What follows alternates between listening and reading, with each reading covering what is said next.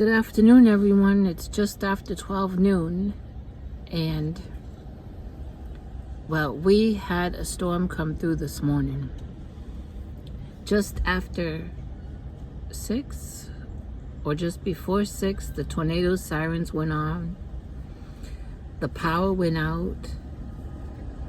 The winds were, there's so much damage.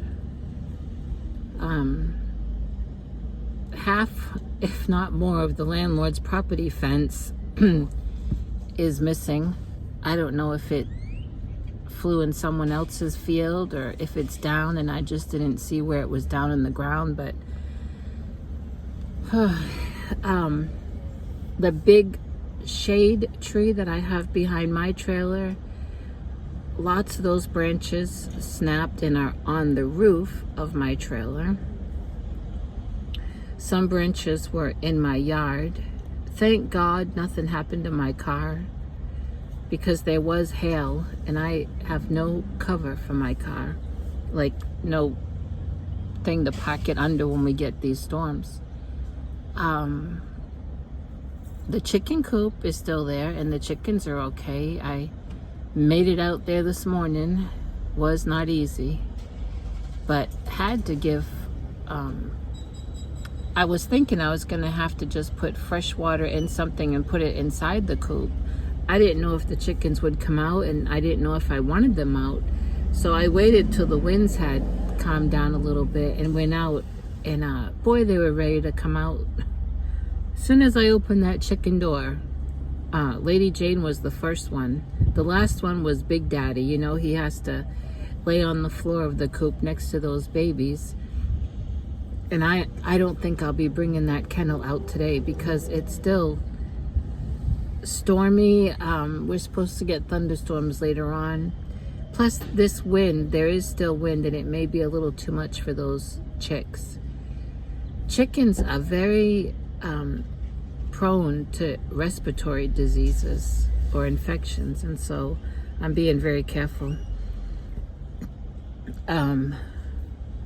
But I did get in there and I gave the chicks fresh water, fresh food, and some diced up lettuce for a treat.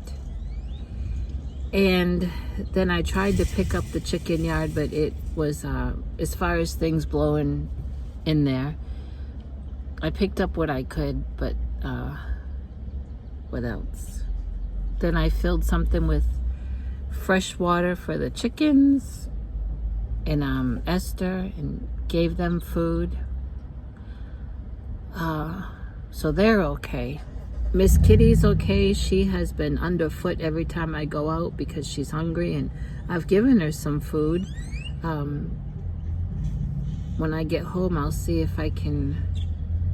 I think I have a little bit of chicken left that I made for me, but I don't mind sharing with her. I'll give her some of that. Of course, Sadie and Monster, Sadie took off underneath the bed as soon as that first clap of thunder came, and Monster was attached to my hip. But they're good. This morning I did see a few of the feral cats running around, and there's all kinds of things that have blown onto the land from wherever. I don't know. It's funny, like ironic, that one thing still standing is my fresh egg sign. It's still standing out there by the side of the road. But you go down my road and someone's lawn chair was in the road, a bunch of tree limbs, some mailboxes were down, which is not a good thing. I mean, all kinds of things. And I think it was last week. Well, it was the 20th. I know that because they have the big flashing sign. They were starting road construction on my road, my road had lots of holes, but I knew where every hole was. I dodged them. And they wanted to put tar or hot, whatever it's called, on it. And so they planned to start on the 20th. Well, we were going to get rain. And so what they did was they did come out and put cones all on the sides of the road. Then a couple of days later, they moved the cones into the middle of the road to divide the lanes. And then one day last week, they started tarring or hot topping one of the lanes. Well, a couple of nights ago, I mean, my place is real close to the road, so I hear just about everything that goes on that road. And I kept hearing bump, bump, bump, bump, bump, bump, bump, bump.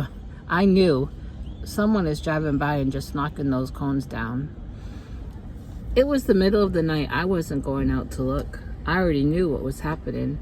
Sure enough, early in the morning when I got up to let the chickens out, I went out to the driveway and peeked my head out.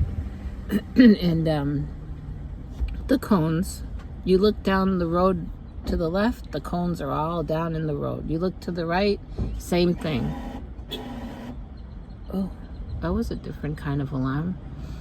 And so this morning, cones are everywhere because of that wind. Of course, the road crew people did come back like the next day, I think, and they put their cones back. But now with the storm that we had, that you got to dodge those cones when you drive down my road. Also, let me tell you a little incident I had one day last week with a road crew man. I was heading out of my driveway to turn right to go through town, and the right lane is what they were hot topping. Well, they had no one at this part directing traffic, but they had a white truck in our driveway, and a man was getting in it that had on a hard hat and a fluorescent vest and a bunch of paperwork. I assumed he was with that crew. And I asked him, may I come out and go in the left lane? No traffic coming? And he said, you can go out. So I'm going out, and I'm in the left lane, which is really oncoming traffic. But there was no traffic coming.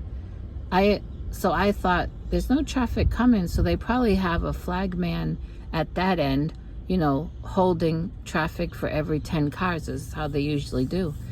And I'm going down, and of course they're hot topping this lane. And all of a sudden, one of the guys is yelling at me from the back and runs up to my car and bangs on the roof. And I stop, and I must have had that window down because it was a hot day. And he was cussing me out and yelling at me. And if you see oncoming traffic, why do you continue to go? If you damage my equipment, you're talking about a bulldozer. I'm not going to damage a bulldozer or whatever it's called that flattens down that tar. And he's going on and on and on. And I'm listening to him, trying to get a word in to let him know that that man gave me permission to, you know, leave. When I finally got that out, he said, I don't care anything about that man. He don't work with us. How was I to know? And I said, and you don't have no one out here directing traffic. By that time, because he's holding me up, now oncoming traffic is coming. So I'm trying to get over here and not get on his new pavement. But this car coming, I can see it's a young girl, a teenager, and she's almost in the ditch. I'm sure she was panicking. So I pulled over a little more this way, and me and her were like almost hitting. But I put my window down, and I told her not to steer off to her right, because she will be in the ditch. I said, just continue like you are till I get past you. Then you'll have the whole lane. And I said, it's this road crew's fault for not having anyone out here with the flags. Well, I'm trying to encourage her and guide her. He's mouthing off to me with not such nice words. I told him, you ought not to talk to people like that, and I'm going to continue on. And what does he do? He stands in front of my car with his hands crossed. And he's still being a potty mouth. So I honked my horn and I told him, please move, I need to be somewhere. And he was not moving, so I put my foot on the gas so that he could know that I was serious, that I was leaving. And when he figured out I was serious, he sure did move out of the way. And I had no choice, but by that time I had to drive on the hot top because all of his nonsense really held up traffic in the left lane. And he was saying, we're union, we don't have to do what you want us to do. And it was a mess. It was a mess that he made. And when I got done doing what I had to do and came back home, I was in the left lane, and they did have one flagger at this end of the road, and I got down almost to where I live, and that man was walking up with some papers in hand, and he eyed me, but I just kept going out. Didn't have time for that, and there'd be no reason for any problems that time. You know, yesterday it was 100, and this morning it's 60 something. It's supposed to get up to 80, but when that storm came through, of course, that's part of what causes those storms, is a big drop in the temperature. So I'm gonna head home. I hope that there's power because I can't see to cook.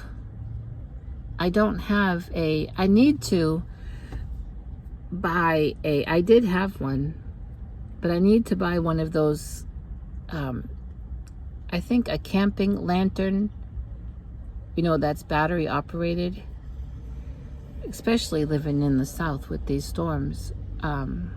I did have one since I've been here, and when I moved from one place to here, the trailer, it got lost. And all I have is a little Dollar Tree flashlight, and I can't cook with that.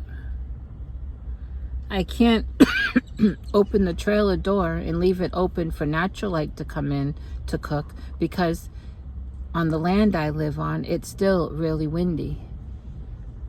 I'm gonna have to figure out something, because I'm gonna have to eat. Maybe the power will be back on. I have gas stove, but it's I need a light to see. Sorry, I'm gonna put my seatbelt on and head home. All right, I gotta go check on all the animals. It was hard to get Sadie out to go potty. After a while, I went back and laid down. I must have laid down about 8:30 or almost 9. And Sadie would not go out. She went under that bed, and I didn't want to mess with her. But finally, she did come out, and please don't hit me. And I got her out to go potty. I'm not moving till this car figures out how to park. I think it's safe now. Walmart parking lot, it's almost as bad as things you see in the store. Okay, I guess that's it.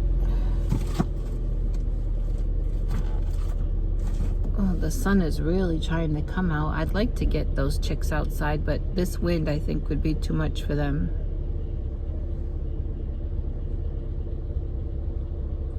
All right, everyone, I'll let you go.